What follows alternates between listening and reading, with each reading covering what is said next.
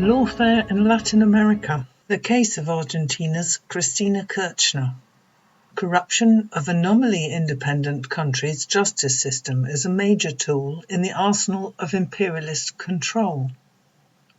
In order to control Latin America's abundant resources, US imperialism needs corrupt politicians ready to serve its interests. The removal of progressive leaders from the political arena via lawfare is one of its tried and tested methods, but the case of Brazil's Lula shows clearly that the people will always have the last word. 10 days after the murder attempt against Argentinian Vice President Cristina Fernández de Kirchner, CFK, the Clarín newspaper, owned by the country's largest media conglomerate, wrote an article headlined Cristina, entre la bala que no salió y el fallo que sí saldrá. Cristina between the bullet that did not fire and the court sentence that will fire. This title openly expressed the firm desire of the upper classes and right-wing politicians to eliminate Miss Kirchner from the political scene, whether via a bullet or via the courts.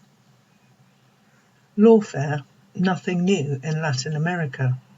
In 2001, US Air Force General Charles Dunlap defined the term lawfare as the use of the courts to obtain certain results that would otherwise require the use of military force.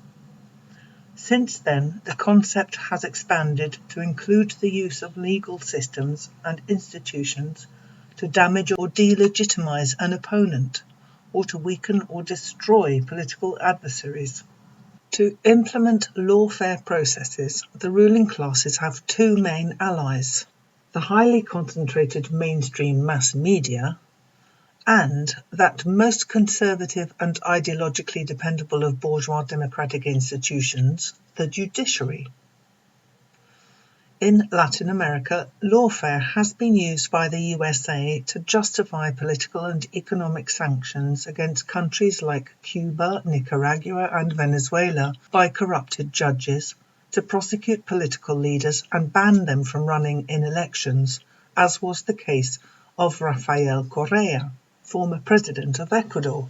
Barred in absentia from running for office for 25 years, Dilma Rousseff, former president of Brazil, deposed in 2016, Evo Morales, former president of Bolivia, who was barred from standing in 2020 Senate elections, and Lula da Silva, former president of Brazil.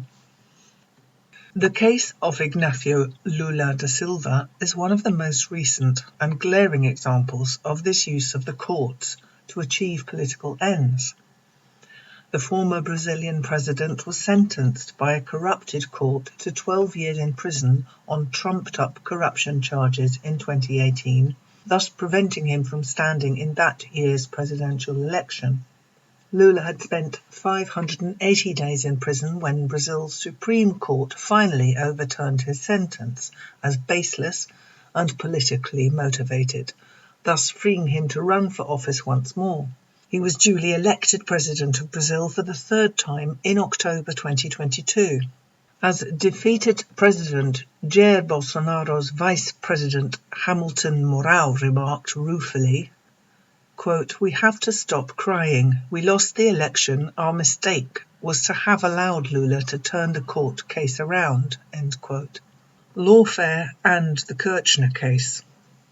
Since leaving the presidency in 2015, Cristina Fernández de Kirchner, known to locals as CFK, had been subjected to daily harassment by corrupt judges and corporate media in an attempt to silence her, while the new right-wing government of Mauricio Macri was busy reversing the major social policies that had been implemented during her presidency.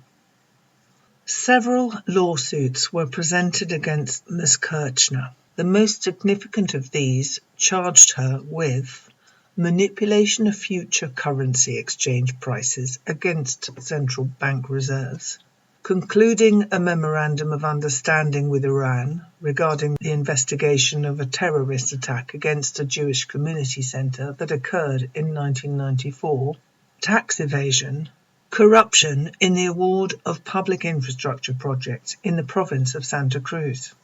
In the last 7 years, these cases have been dismissed one by one, either for lack of evidence or because Ms. Kirchner was acquitted before the case went to trial. But the media continue to report on the charges daily, doing everything possible, as was done in Brazil regarding Lula, to incite a mood of public condemnation. Clearly, all this harassment was not aimed at achieving justice, but at destroying the hope that Cristina Kirchner represents to millions of poor Argentinians. Hope for a life free from the grinding poverty inflicted as a result of the US plunder of their country. As a new electoral year approached, the elite used the judges and courts under their control to have Cristina sentenced to 6 years in prison and to issue her with a lifelong ban from holding public office. The judges now have until the 9th of March 2023 to explain their decision, at which point Ms. Kirchner will be able to begin the lengthy, in all probability years-long appeal process. For the first time in Argentinian history, a vice president has been convicted of a crime while in office, following the example of Dilma Rousseff in Brazil, who was deposed during her presidency following similar convictions.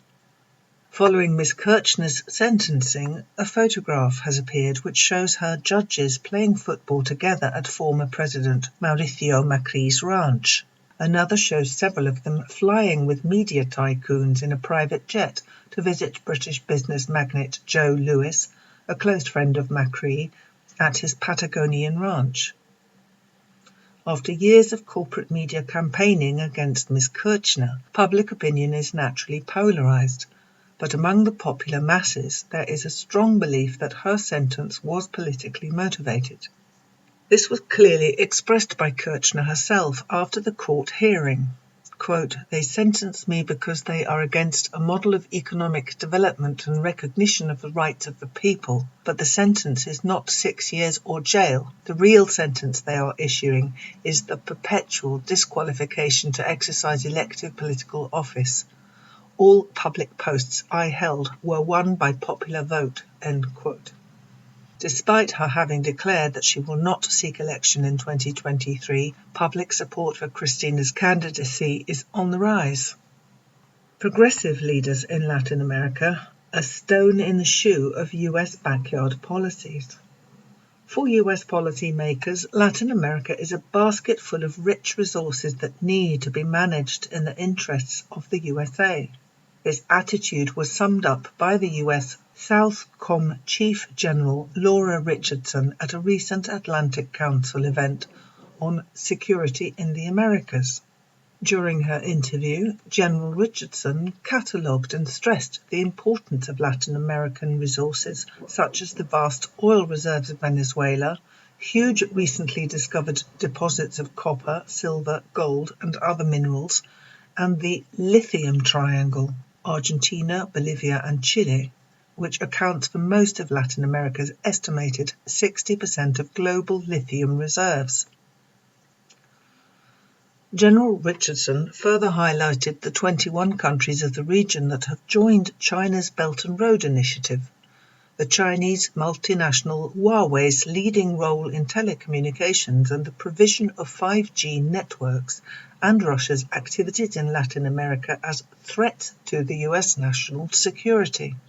In summary, defending US interests means ensuring the application of US policies in the region. A conversation with General Laura J. Richardson on security across the Americas, 19th of January 2023. Progressive leaders in Latin America have always represented a major obstacle to the continued dominance of US policies in the region. As the recent victories of Gustavo Petro in Colombia and Lula in Brazil show, progressive leaders want to develop independent regional policies that address inequality, determine locally the best use of local resources, and end the isolation of Cuba, Venezuela, and Nicaragua. As the recent CELAC, Community of Latin American and Caribbean States, summit demonstrated, there is a desperate need for the continent to create a forum at which its own voice can be heard, as distinct from the US-dominated Organization of American States, OAS.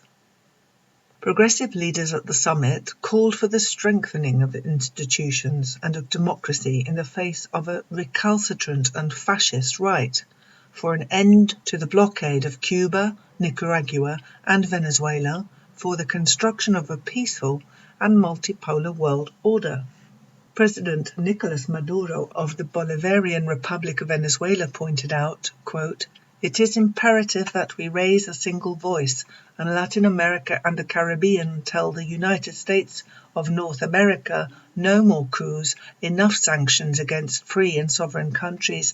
We must join forces in efforts to reject all kinds of interventionism by forces or powers out of our region." End quote. The recent rejection by Colombia, Brazil, Nicaragua, Venezuela, Cuba, and Argentina of the USA's request to send their stockpiles of Soviet-Russian weapons to Ukraine confirmed that progressive leaders are committed to building in Latin America and the Caribbean a zone of peace, as declared in the third CELAC summit in 2014.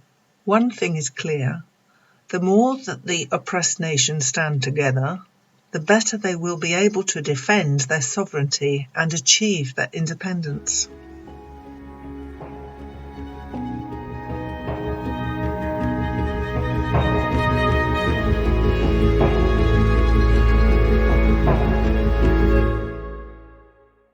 Thanks for listening to Proletarian Radio. We aim to bring you the best Marxist analysis on current affairs, revolutionary history, and theory. Do like, comment, subscribe, and share our content to help us reach the widest possible audience. We are a small organization with limited resources, and we need workers' support if we are to grow and fulfill our mission. If you are able to make a one-off or regular donation, no matter how small, please visit our website at thecommunists.org and register as a supporter.